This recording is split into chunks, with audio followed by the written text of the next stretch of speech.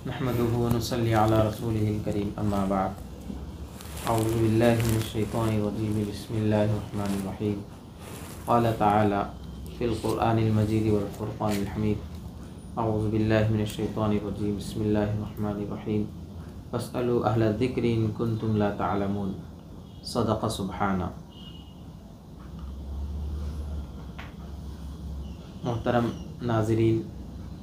و سامعین حضرات اور محترم و مکرم مفتی احمد اللہ نثار صاحب دامت برکاتہم ناظم دارالعلوم رشیدیہ مہدی پٹنہ، السلام علیکم ورحمۃ اللہ وبرکاتہ۔ سوال و جواب کی نشست کا یہ دوسرا مرحلہ ہے۔ اس میں ایسے سوالات کا انتخاب ہم نے کیا ہے جو عامت الناس میں پیش آتے رہتے ہیں، جس کے جواب کے وہ منتظر رہتے ہیں، اور بعض احباب علم صحیح نہ ہونے کی وجہ سے، محقق علماء اکرام سے رابطے نہ ہونے کی وجہ سے، کتابوں کے مطالعے کے نہ ہونے کی وجہ سے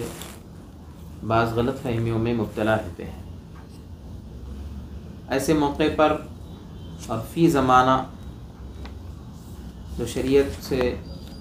کے بہت اہم مسائل سے متعلق غلط علم پھیلایا جا رہا ہے، ایسے موقع پر علماء حقہ، علماء ربانیین سے وابستگی یہ وقت کا اہم تقاضا ہے۔ چنانچہ آج کی نشست میں چند سوالات ہم مفتی صاحب کے سامنے رکھیں گے اور مفتی صاحب سے گزارش کریں گے کہ ہمیں محقق، مدلل، تشفی بخش جواب عنایت فرمائیں تاکہ ہمیں صحیح علم حاصل ہو جائے اور شریعت پر چلنا آسان ہو جائے۔ اگر کسی کے اندر کچھ غلط فہمی ہے، جہالت کی وجہ سے، کم علمی کی وجہ سے وہ دور ہو جائے، تو سب سے پہلا ہم سوال جو مفتی صاحب سے رکھتے ہیں، مفتی صاحب ایک بات یہ آتی ہے معراج کے واقعے سے، خاتم النبیین والمرسلین، وجہ تخلیق کائنات صلی اللہ تعالی علیہ وسلم کو اللہ نے معراج کا عظیم الشان معجزہ عطا فرمایا اور آپ کی رفعت شان، آپ کی مقام و مرتبے کو اللہ نے بلند فرمایا اور دنیا کو بتلا دیا کہ آئے تو آخر میں، لیکن سارے انبیاء کے آپ امام بھی ہیں، سارے انبیاء کے آپ نبی بھی ہیں۔ آپ صلی اللہ علیہ وسلم کا مقام و مرتبہ معراج سے بھی اللہ تعالیٰ نے بلند فرمایا۔ تو ایک سوال یہ آتا ہے ذہن میں کہ کیا نبی رحمت صلی اللہ علیہ وسلم معراج کے موقع پر عرش پر گئے تھے؟ یہ ایک سوال آپ کے سامنے ہم رکھتے ہیں، آپ سے گزارش کرتے ہیں کہ اس سے متعلق ہمیں مستفید فرمائیں۔ بسم اللہ الرحمن الرحیم۔ پہلی بات تو یہ ہے کہ نبی کریم صلی اللہ علیہ وسلم کا معراج پر تشریف لے جانا یہ محدثین کے نزدیک کسی حدیث سے ثابت نہیں ہے۔ جتنی احادیث معراج سے متعلق مذکور ہیں ان میں کسی حدیث میں اللہ کے نبی علیہ السلام کا عرش پر تشریف لے جانے کا ذکر نہیں ہے۔ چنانچہ آپ علیہ السلام کی معراج کے موقع پر جو انتہا تھی وہ صرف سدرۃ المنتہا تھی، اس سے آگے آپ علیہ السلام کا معراج کے سفر میں آگے جانا کسی حدیث سے ثابت نہیں ہے۔ چنانچہ حضرت ابن مسعود رضی اللہ تعالیٰ عنہ سے روایت ہے، لما اسری برسول اللہ صلی اللہ علیہ وسلم لما اسرا برسول اللہ صلی اللہ علیہ وسلم انتہا بھی الی سدرۃ المنتہا۔ آپ علیہ السلام جب حضرت جبرائیل علیہ السلام معراج پر لے گئے تو آپ صرف سدرۃ المنتہا تک گئے ہیں، اس سے آگے آپ علیہ السلام تشریف نہیں لے گئے۔ اس واسطے کسی محدث کے نزدیک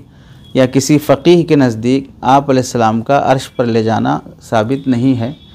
جن روایات سے ملتا ہے کہ آپ علیہ السلام عرش پر تشریف لے گئے ہیں، ان روایات میں مجہول درجے کے راوی پائے جاتے ہیں، کذاب راوی پائے جاتے ہیں۔ اکثر محدثین نے ان روایات کو قبول نہیں کیا ہے جن روایات میں آپ کا عرش پر جانا ثابت ہے۔ چنانچہ ایک روایت سیرت حلبیہ میں موجود ہے آپ علیہ السلام کے عرش پر جانے کے سلسلے میں، لیکن اس روایت کے سلسلے میں محدثین نے بہت سارا کلام کیا ہے کہ وہ راوی جو ہے کذاب ہیں، متروک الحدیث ہیں، اور احادیث بواطل یعنی باطل قسم کی حدیثیں نقل کرتے ہیں۔ اس لیے مسلمانوں کو بھی اس بات کی اجازت نہیں ہے کہ اللہ کے نبی علیہ السلام کے عرش پر جانے کے عقیدے کو مانیں یا رکھیں۔ کفایت المفتی میں حضرت مفتی کفایت اللہ صاحب رحمۃ اللہ علیہ لکھتے ہیں کہ معراج کے موقع پر حضور صلی اللہ علیہ وسلم کا سدرۃ المنتہا کے لیے سدرۃ المنتہا تک تشریف لے جانا ثابت ہے، عرش پر تشریف لے جانا ثابت نہیں ہے۔ آگے حضرت لکھتے ہیں، رہی یہ بات کہ واعظین یہ بیان کرتے ہیں کہ حضور صلی اللہ علیہ وسلم کی شان ہی ایسی ہے کہ اللہ رب العزت نے آپ صلی اللہ علیہ وسلم کو اپنے نالین سمیت عرش پر بلایا، اور اس میں یہ بات تقابل کے درجے میں بھی پیش کرتے ہیں کہ حضرت موسیٰ علیہ السلام جب کوہ طور پہ تشریف لے گئے تو اللہ نے فرمایا فَخْلَعْنَا عَلَيْكَ إِنَّكَ بِالْوَادِ الْمُقَدَّسِ طُوَىٰ، بہترین وادی پر، مقدس وادی پر آپ ہیں، آپ اس لیے چپل چھوڑ کے آئیں۔ اور اللہ کے نبی علیہ السلام جب جوتے پہن کر عرش پر پہنچے اور چھوڑنا چاہ رہے تھے تو اللہ نے فرمایا حبیب آپ علیہ السلام جوتے پہن کر عرش پر تشریف لائیں، اس سے میرے عرش کا مقام مرتبہ بڑھ جائے گا۔ یہ من گھڑت درجے کی باتیں ہیں۔ علامہ عبدالحی لکھنوی رحمۃ اللہ علیہ نے بھی اپنے رسالے میں اس کی خصوصاً تردید فرمائی ہے کہ آپ علیہ السلام کا معراج پر جوتے پہن کر جانا ثابت ہی نہیں ہے۔ جوتے پہن کر اس وقت جائیں گے جب کہ آپ علیہ السلام گھر سے نکلتے وقت چپل پہن کے نکلے ہوں، یہ کسی حدیث سے ثابت ہو۔ حضرت جبرائیل علیہ السلام جب آپ کو لینے کے لیے آئے تو اس وقت گھر سے آپ علیہ السلام تشریف لے گئے، ام ہانی کے گھر سے تشریف لے گئے، یا کعبۃ اللہ کے پاس آرام کر رہے تھے وہاں سے تشریف لے گئے، علی اختلاف الروایہ، لیکن کسی حدیث میں چپل پہن کر جانا ہی ثابت نہیں ہے آپ علیہ السلام کا، تو یہ بھی غلط بات ہے۔ اور ایسے عرش پر جانا بھی آپ علیہ السلام کا ثابت نہیں ہے۔ مفتی کفایت اللہ صاحب رحمۃ اللہ علیہ لکھتے ہیں کہ عرش پر جوتے سمیت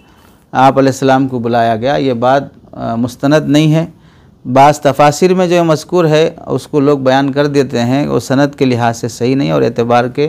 قابل نہیں ہے۔ چنانچہ کفایت المفتی جلد نمبر 1 صفحہ نمبر 105 پر اس کی وضاحت ہے کہ آپ علیہ السلام عرش پر تشریف نہیں لے گئے اور کسی حدیث سے ثابت نہیں ہے۔ مفتی صاحب نے واضح فرمایا کہ محدثانہ انداز میں حدیثوں پر کلام، حدیثوں پر گفتگو کرتے ہوئے حدیث کے ثبوت اور عدم ثبوت کے اعتبار سے کہ اس طرح کی روایت ثابت نہیں ہے، اور ماضی قریب کے فتاویٰ سے بھی مفتی صاحب نے ثابت کیا ہے۔ چنانچہ واعظین حضرات اور اس طرح عوام الناس کو اس طرح کے نظریات اور اس طرح کی سوچ رکھنا مناسب نہیں ہے جو شریعت سے ثابت نہ ہو۔ تو مفتی صاحب ایک یہ بات ملتی ہے کہ آپ صلی اللہ علیہ وسلم جب سفر معراج پر تھے تو آپ نے صریف الاقلام، قلموں کو چلنے کی آواز کو سنا تھا، تو جب آواز کو سنا تھا تو صریف الاقلام جو اللہ کے حکم سے قلم چلتے ہیں اور ساری باتیں وہاں لکھی جاتی ہے،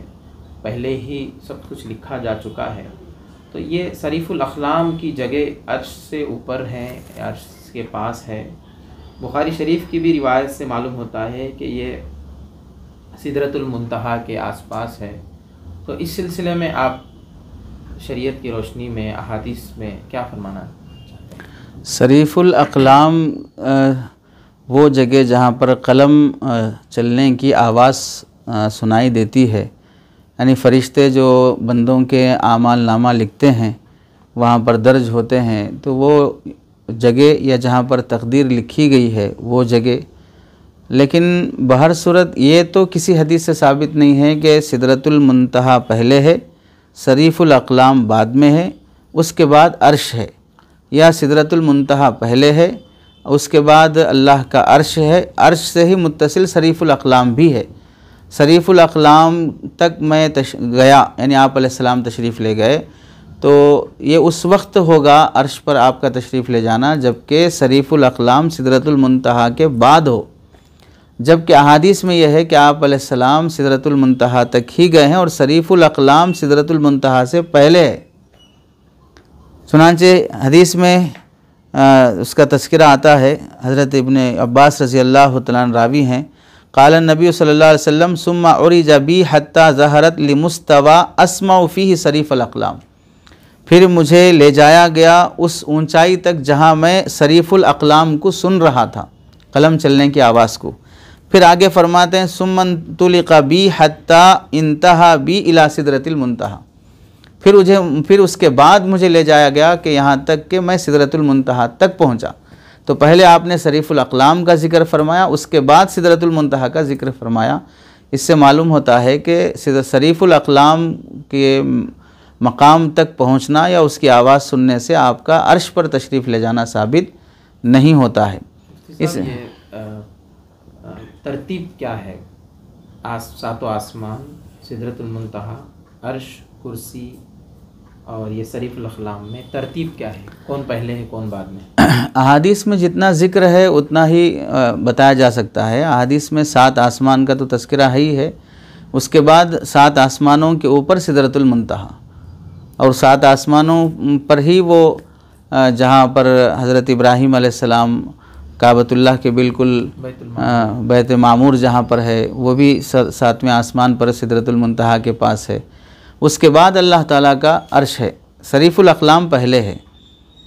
سدرۃ المنتہا اس کے بعد ہے، سدرۃ المنتہا کے بعد اللہ تعالیٰ کا عرش آتا ہے۔ تو عرش پر اللہ تعالیٰ کی کرسی ہے۔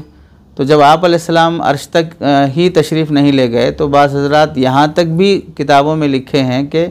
آپ علیہ السلام عرش پر تشریف لے گئے، اللہ تعالیٰ نے یہ فرمایا کہ اور ایک کرسی لا دو تاکہ محمد بھی بیٹھ جائیں، اور بعض جگہ پر آیا کہ اللہ تعالیٰ نعوذ باللہ تھوڑا بازو ہٹ گئے، پھر اس کے بعد آپ علیہ السلام کو بلائے اور اپنے بازو بٹھائے۔ تو اس طرح کی تعبیرات سے تو اللہ تعالیٰ کی تجسیم لازم آتی ہے کہ ہم ایک جسم والا مان لیے ہیں اللہ تعالیٰ کو، جبکہ اللہ جسم سے پاک ہیں۔ یہ من گھڑت اور موضوع درجے کی روایتیں ہیں۔ اسی کے ساتھ بعض حضرات ایسا بھی کہتے ہیں کہ حضرت جبرائیل علیہ السلام جب سدرۃ المنتہا پر تشریف لے گئے تو یہ عرض کیا کہ میں اب اس سے آگے جاؤں گا تو میرے پر جل جائیں گے، میرا یہاں تک ہی مقام ہے، اس کے بعد اب آپ تشریف لے جائیں۔ تو اس طرح کی بات بھی کسی حدیث سے ثابت نہیں ہے، صرف سیرت حلبیہ میں اس کا تذکرہ ہے، اور وہ بھی بلا سند ہے، اور جہاں سند کے ساتھ ذکر ہے اس سند کے راوی بھی اس درجے ناقابل اعتبار ہیں کہ ان کی اس روایت کی کوئی حیثیت نہیں ہے۔ تو نہ حضرت جبرائیل نے کہا کہ میں اس سے آگے جاؤں گا تو میرے پر جل جائیں گے، نہ حضرت جبرائیل رک گئے اور اللہ کے نبی علیہ السلام آگے گئے، ایسا بھی نہیں ہے۔ مقام جو پہنچنے کا وہ سدرۃ المنتہا تک ہی تھا، وہاں تک اللہ تعالیٰ نے آپ کی معراج فرمائی۔ آپ کے علمی اور تحقیقی تبصرے سے دلائل کے ساتھ مدلل یہ بات واضح ہوتی ہے کہ نبی رحمت صلی اللہ علیہ وسلم عرش پر نہیں گئے، اور سدرۃ المنتہا سے پہلے ہی صریف الاقلام ہے۔ اور لگے ہاتھوں ایک بات بھی ہمیں اور واضح ہوئی کہ بلکہ جو حضرات نبی رحمت صلی اللہ علیہ وسلم کی شان میں غلو کرتے ہیں، غلو کو نبی کی شان سمجھتے ہیں، محبت رسول سمجھتے ہیں، اور اللہ اور اس کے رسول کی ذات کو ایک یا برابر یا قریب کرنے کی کوشش کرتے ہیں، اور بعض لوگ یہاں تک کہہ دیتے ہیں جو مستوی عرش تھا وہ مصطفیٰ بن کر زمین پر اور مدینے میں آیا۔ ایسے حضرات کے لیے بھی ایک لگے ہاتھوں ایک بات ملی کہ اللہ کی ذات الگ ہے اور نبی کی ذات الگ ہے، اللہ کے بعد رسول ہے، اللہ کے برابر نہ اللہ سے پہلے رسول ہے۔ جزاک اللہ مفتی صاحب، بہت ہی اہم باتیں آپ نے ہمیں بتلائی، جزاک اللہ خیر۔